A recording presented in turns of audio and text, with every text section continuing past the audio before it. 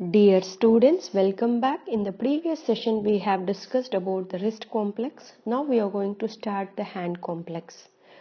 Normally the hand consists of 5 digits. Out of 5 digits we'll have 4 fingers and a thumb. Okay, these are the 4 fingers and this one is the thumb. Next one, so here in the formation of hand it is having 19 bones which forming 19 joints.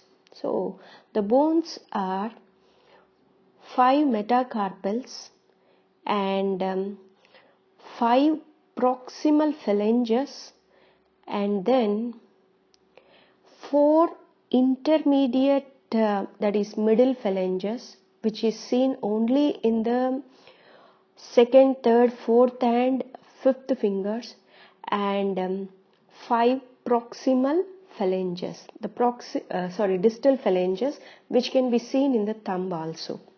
So all these 19 bones forms 19 joints. Okay, so in between them they form 15 joints, and then the remaining 4 joints are formed by the distal carpal rows forming carpometacarpal joints, and the metacarpals forming a joint with the phalanges called as metacarpophalangeal joints, and the phalanges which are forming in between them are called as interphalangeal joints. So in the thumb it is having only one interphalangeal joints, whereas in the remaining 4 digits will have proximal interphalangeal joint as well as the distal interphalangeal joints. So all these forms the joints of the hand complex. Now we are going to discuss each and every joint in detail. Now the first type of joints which are seen in the hand complex are the carpometacarpal joints. So we are having here 5 metacarpophalangeal joints here, but we are discussing this carpometacarpal joints of the 4 fingers, that is from second to fifth is having a common type of structure, and for the first carpometacarpal joint it is somewhat different in structure as well as in the function, although it is a carpometacarpal joint. The thumb we are going to see as a separate topic. Okay, now we are going to see the joints in the hand as carpometacarpal joints, metacarpophalangeal joints as well as the interphalangeal joints. Out of these joints now we are going to discuss about the carpometacarpal joints. Okay. Yes, the carpometacarpal joints of the fingers are composed of the articulations between the distal carpal row, this is the distal carpal row, and the bases. So each metacarpal bone will have a base at the proximal part, and distally it is having the head. So the carpometacarpal joints of the fingers are composed of the articulations between the distal carpal row and the bases of the second to fifth metacarpal joints. Okay, the distal carpal row, of course, it forms the part of the midcarpal joint, and the proximal portion of the 4 metacarpals of the fingers articulate with the distal parts of the carpal bones from the second to fifth carpometacarpal joints. Okay, now which metacarpal is going to articulate to which carpal bone? Okay, the second metacarpal, so which is the second metacarpal? This is the second metacarpal, which is mainly articulates with the which bone? Yes, so just again revise the mnemonic. She looks too pretty, try to catch her. So this is the proximal, scaphoid, lunate, triquetrum and pisiform. Again you'll get this trapezoid, trapezium, capitate and hamate, isn't it? So now the second metacarpal primarily articulates with the trapezoid. So this is the trapezoid. Here also you can see this is the trapezoid, and secondarily with the trapezium as well as the capitate. So the second metacarpal secondarily articulates with the trapezium and the capitate. Okay, so next the third metacarpal.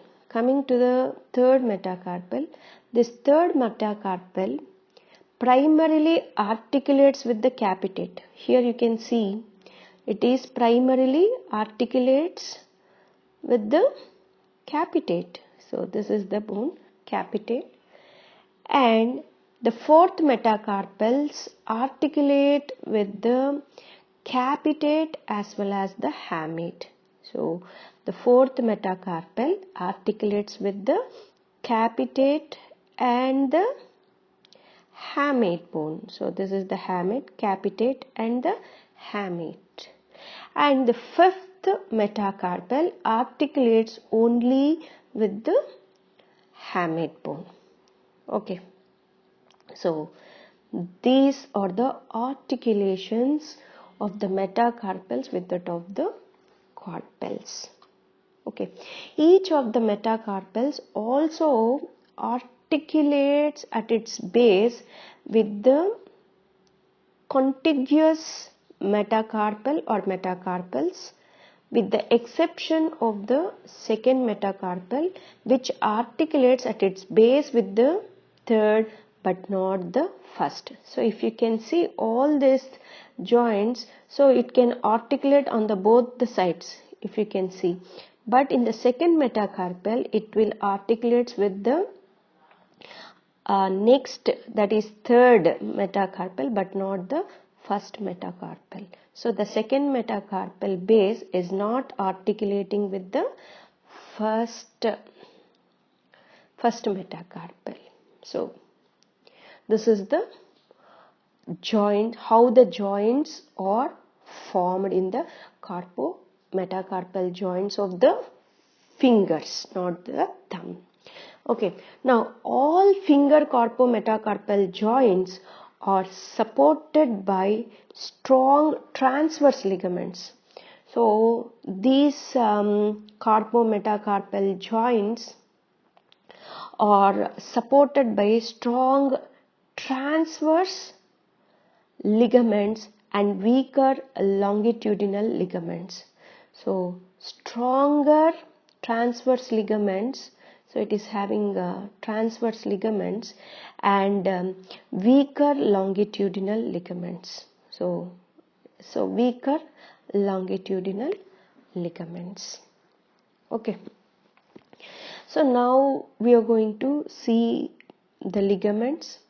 So the first one is the deep transverse metacarpal ligaments. So here the deep metacarpal ligaments spans the head of the second to fourth metacarpals, which is seen only on the palmar aspect. Okay, so here you can see this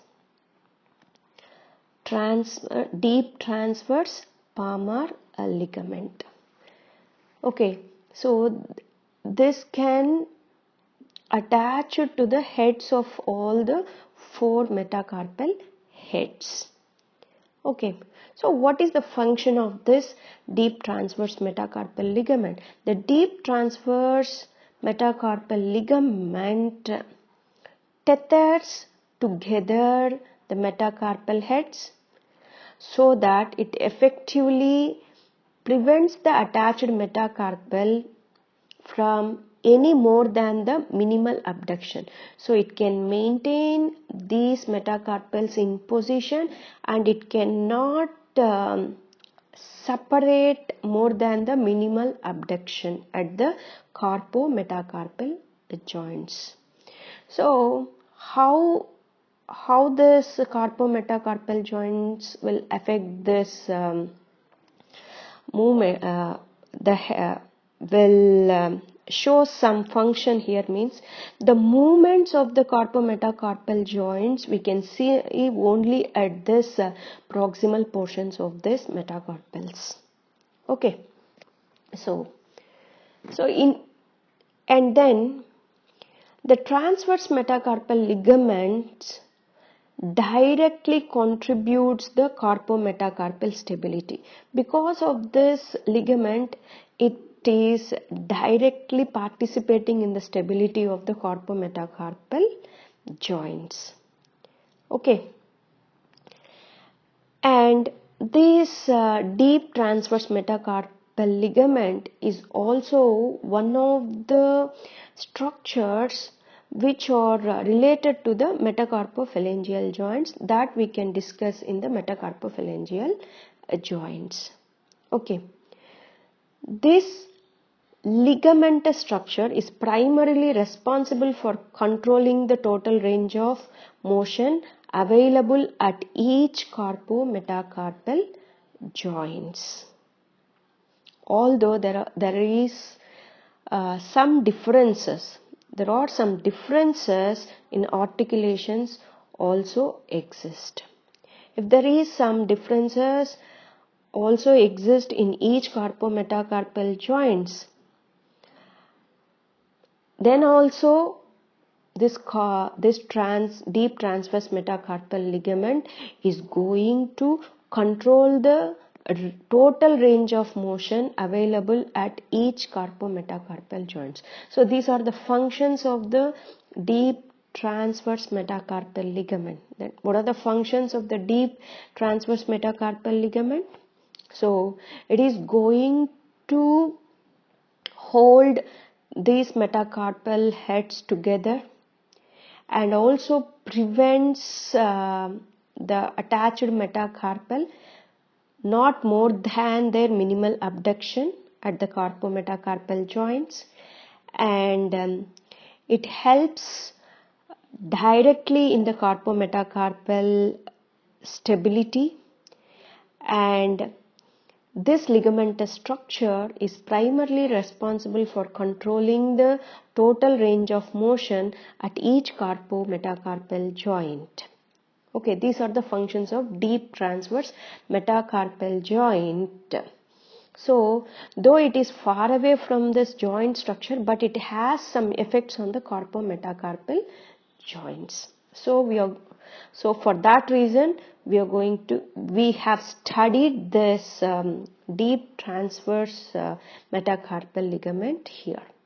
Okay, and another structure which is going to affect at the distal carpals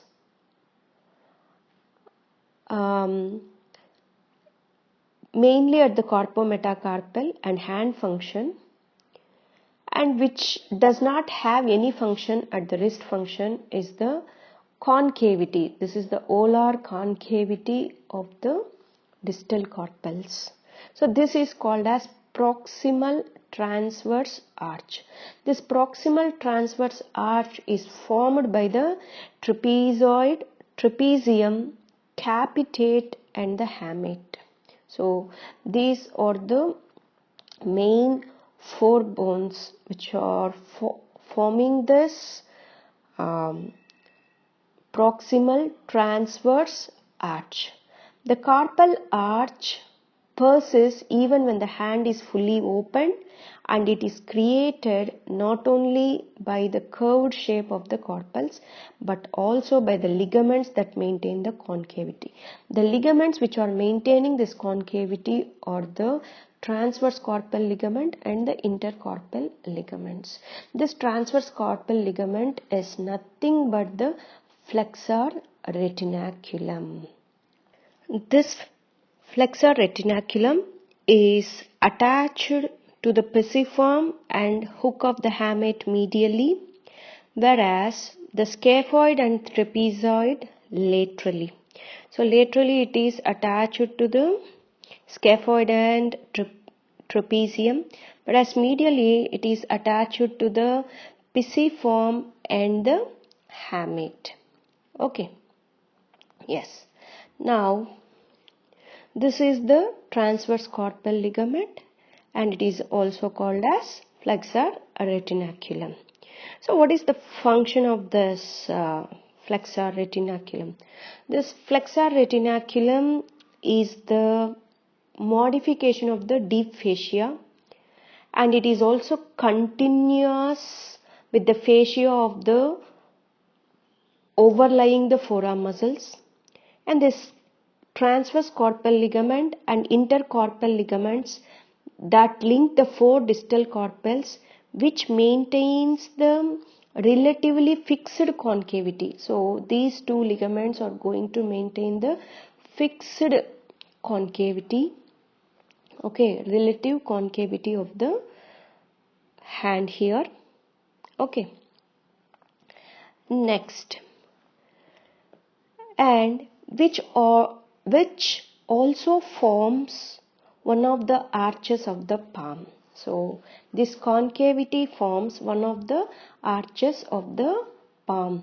So this one is the proximal transverse arch of the palm. And also these structures, what are the structures? Transverse carpal ligament and intercarpal ligament form the tunnel. So these two structures forms the tunnel called as carpal tunnel. Through this carpal tunnel, the median nerve and 9 extrinsic flexor tendons of the fingers and thumb will pass through it. Okay, as we have seen this thing earlier. Okay, so that means 4 tendons of flexor digitorum superficialis and 4 tendons of the flexor digitorum profundus, and also another flexor pollicis longus tendon will pass through this tunnel. Okay, and also a number of intrinsic hand muscles which are going to attach this transverse carpal ligament and bones of the distal carpal row. So these are also helps in maintaining of the carpal arch. So this is about the transverse carpal arch. Now in the next thing we are going to see the carpometacarpal joint range of motion. Okay, so in this we can see this range of motion here, and also first you have to understand the type of joints which are present in the carpometacarpal joints. So the range of carpometacarpal motion of the 2nd through 5th metacarpals is most readily at the metacarpal heads. So we can see at the head only the movements which are taking place in the carpometacarpal joints that can be appreciated on the movements of the heads of this metacarpals. Okay, and the movements which is showing increasing mobility from the radial to ulnar side.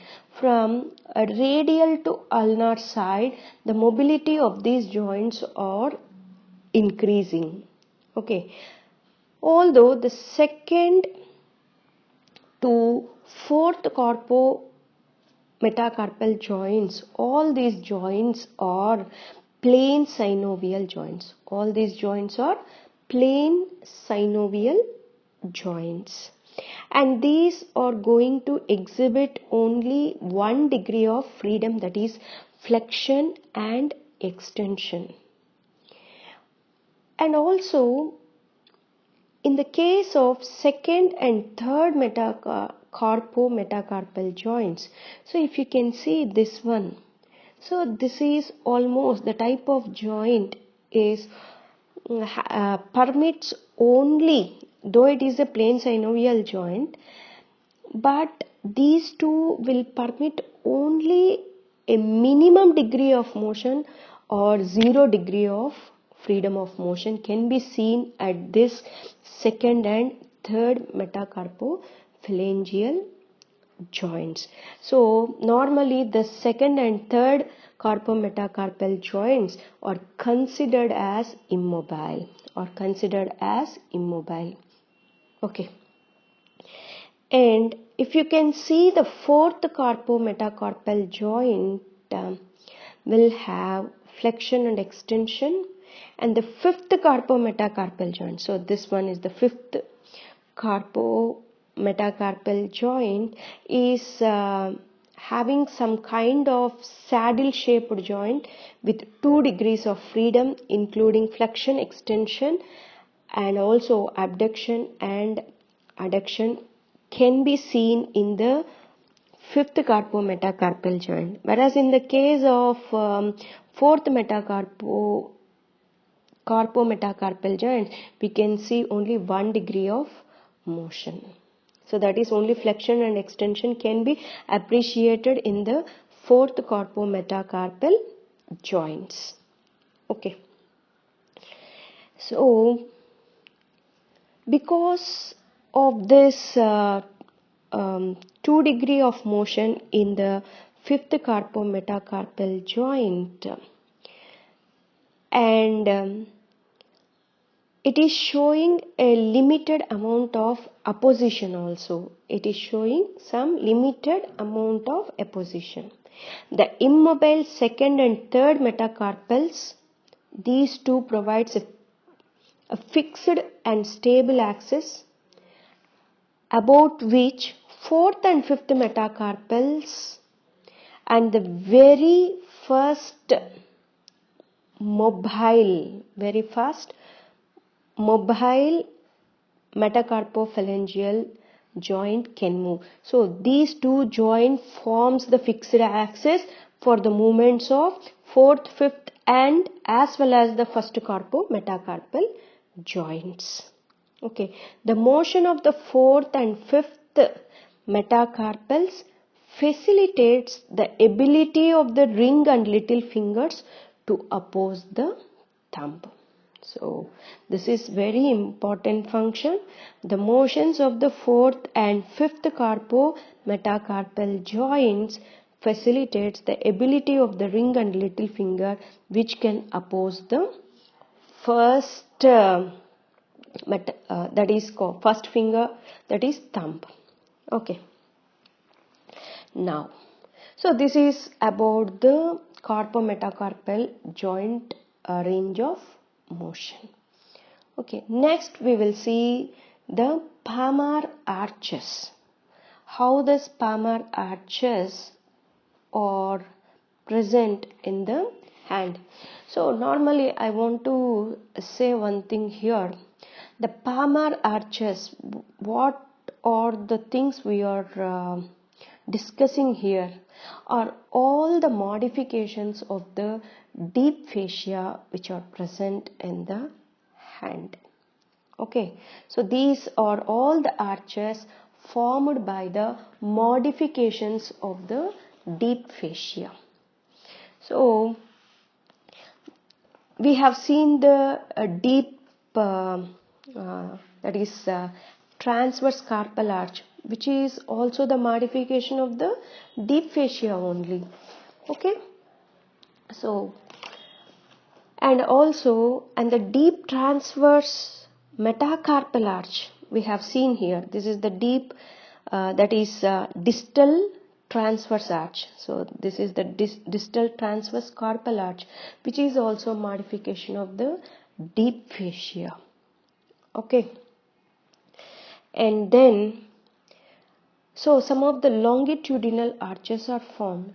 So these longitudinal arches are present for each finger. So each finger will have a separate arch, so which are also formed by the modifications of the deep fascia. So what are the deep fascias which forms such kind of palmar arches here? Okay, so one is the palmar aponeurosis in the palm. Okay, this one is the palmar aponeurosis of the palm, which forms the longitudinal arches here from carpometacarpals. Okay, and this carpometacarpals, so this palmar aponeurosis normally gives 4 slips. Okay, these 4 slips will form 4 longitudinal arches which are going to blend with the distal transverse arch fibers and also with the finger or fibrous flexure sheaths in fingers. So this one is continued as the fibrous flexure sheaths in the fingers. These each finger, so all together forms the longitudinal arch. Okay, so the flexor retinaculum, this is the strong fibrous band which bridges the anterior concavity of the corpus and converts into a tunnel. Okay, that is one thing which forms the proximal transverse arch. Okay, and the distal transverse arch is also formed by this palmar aponeurosis, and also this palmar aponeurosis will take part in the formation of longitudinal arches of the palm as well as the fingers. This slip is continued as the fibrous flexor sheaths of the fingers. Okay, all these together forms the longitudinal arches. So what is the importance of this palmar arches? So the main function of the finger carpometacarpal joints and their segments overall, and also overall means here the thumb is also included here, to form the palmar arch system. The concavity formed by the carpal bones results in the proximal transverse arch of the palm of the hand, and the other palmar arches which can be visualized as occurring transversely across the palm, often considered to be along with the thumb and the 4 fingers, and longitudinally down the palm, which inclusive the fingers, forms the longitudinal arches. Okay, so the adjustable portions of the 1st, 4th and 5th metacarpal heads around the relatively fixed 2nd and 3rd metacarpals form a mobile distal transverse arch at the level of the metacarpal heads. So here these two are forming the immobile thing. So based on this thing, these remaining fingers are moving. Okay, so the deep transverse metacarpal ligament mainly helps in the stability of the mobile arches. So very important thing, the deep transverse metacarpal ligament which forms the distal transverse arch mainly contributes the stability of the mobile arches during grip functions. So in this is the position of the hand during grip. Okay, so the palmar arches allow the palm and the digits to conform optimally to the shape of the object being held. So that means these arches are going to help to hold the object in that shape. So here this is the position of the hand. Here it is a functional grasp position. In this position, the proximal arch is fixed, that is A, it is fixed on this fixed arch, while the distal transverse arch, so here you'll have the distal transverse arch, and the longitudinal arches are mobile. These arches are going to grasp an object, and also according to the shape of the object, so these arches are going to adjust. Okay, this maximizes, so these arches maximizes the amount of surface contact, enhancing stability as well as increasing sensory feedback. So these structures helps in enhancing the stability as well as increasing sensory feedback. So these are all the functions and the location of this palmar arches. Okay, and next comes to the muscles which are crossing the carpometacarpal joints, mainly helps in palmar cupping. So cupping of the hand is done by the muscles which are crossing the carpometacarpal joints by acting on the mobile segments of the palmar arches. So what are the mobile segments of the palmar arches? So the mobile segments mainly the deep transverse, that is the distal transverse arch, and then the longitudinal arch. These two are maximum mobile arches. Okay, next. Hollowing of the palm accompanies finger flexion, and also a relative flattening of the palm accompanies finger extension. So this is the cupping position. This is the cupping position. In the cupping position, what is happening here?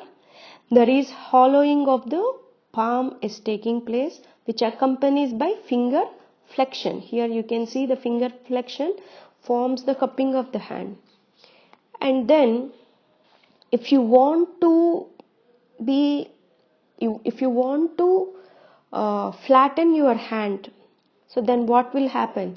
So then cupping has to be relieved from this relative position. What is happening? If you want to make the hand flatten, then finger extension has to be take place.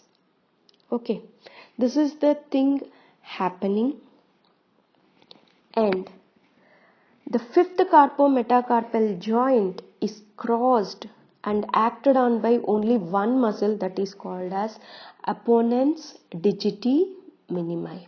So here you can see, so this is the action line of the opponens digiti minimi, which is acting, and also it is crossing the fifth carpometacarpal joint.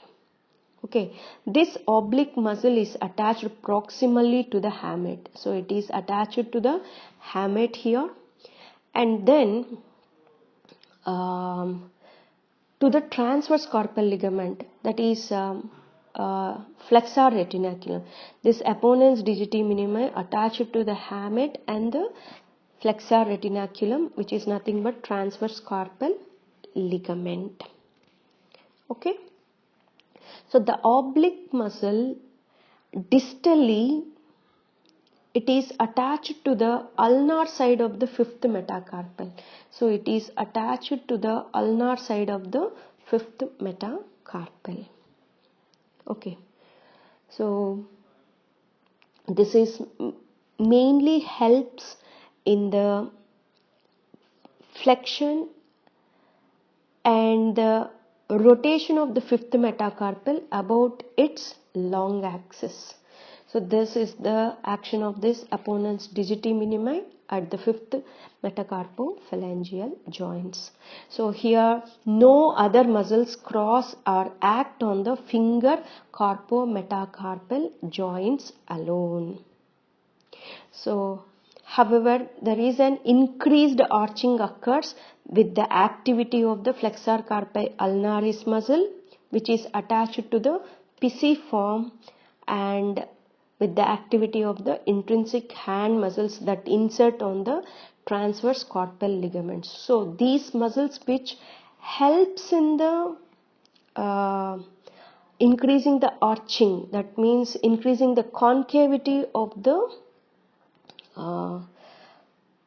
carpals. Okay.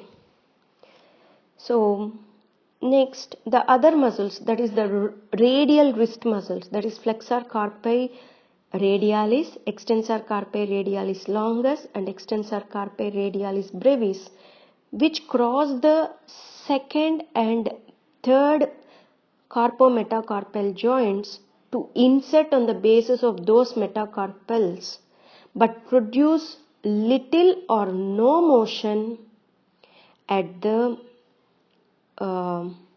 these relatively fixed articulations. So although these muscles are crossing these two joints, it doesn't have any motion at these articulations. The stability of the second and third metacarpal joints can also be occurred by these muscles. Okay.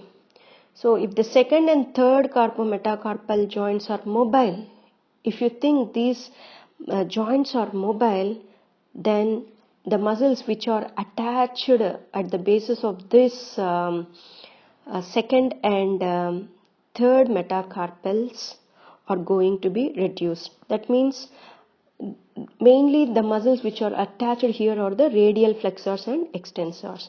If these two joints are mobile, the function of radial flexion and extension is going to be affected. Okay, which cause less effective at the midcarpal and radiocarpal joints, because the loss is due to decrease in the length tension of these muscles. So these are all the important points regarding the carpometacarpal joints. So in this session we have discussed about the number of joints present in the hand complex, and also we have discussed about the carpometacarpal joint structure and also the palmar arches and the muscles which are crossing these joints, and also carpometacarpal joint range of motion. In the next session we are going to discuss about the metacarpophalangeal joint. Thank you.